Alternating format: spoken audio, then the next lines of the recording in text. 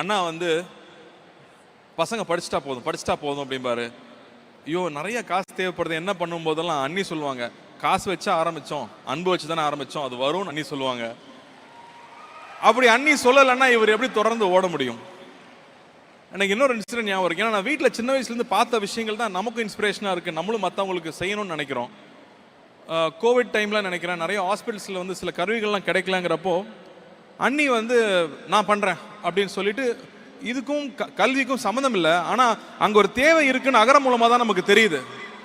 அகரம் மூலமாக தான் ஒரு சின்ன சின்ன கிராமத்தில் ஒரு தேவை இருக்குன்னு நமக்கு தெரியுது. ஏன்னா எல்லா சின்ன சின்ன இடங்களையும் நம்ம பசங்க இருக்காங்க. அப்போ தொடர்ந்து அது செஞ்சாங்க. அம்மா பார்த்தோம்னா கண்ணுக்கே தெரியாது, எப்பா அந்த வீட்டில் வேலை செய்கிறம்மா உங்ககிட்ட சொல்லலை, ஃபீஸ் கட்ட முடியலன்னு சொல்லி நான் காசு கொடுத்துட்டேன் அப்படிம்பாங்க. சின்ன வயசில் அப்பா பார்த்துருக்கேன். நம்மளோட புத்திசாலித்தனம் என்ன, 10 ரூபா செலவு பண்ண வேண்டிய இடத்துல 5 ரூபா செலவு பண்ணால் நீ புத்திசாலி இல்லையா? அப்படி தான் நம்ம கற்றுக்கிட்டு இருக்கோம். போர்ட்டர்ஸ் வருவாங்க ட்ரெயினில் போகும்போது ஊருக்கு, அவன் சார் 50 ரூபா 50 ரூபான்னு, சரிப்பா வாப்பான்னு கூட்டிகிட்டு போவோம். அப்போ 50 ரூபா கேட்குறாரு, ரொம்ப ஜாஸ்தின்னு நான் சொல்லுவேன். ஏன்னா நான் காசு ரொம்ப கராராக இருப்பேன். 50 ரூபான்னு சொல்லிட்டே வர்றாரு. எனக்கு 50 ரூபா கொடுக்குறாருன்னு இருக்கும். அங்கே போனால் 100 ரூபா எடுத்து கொடுப்பாரு.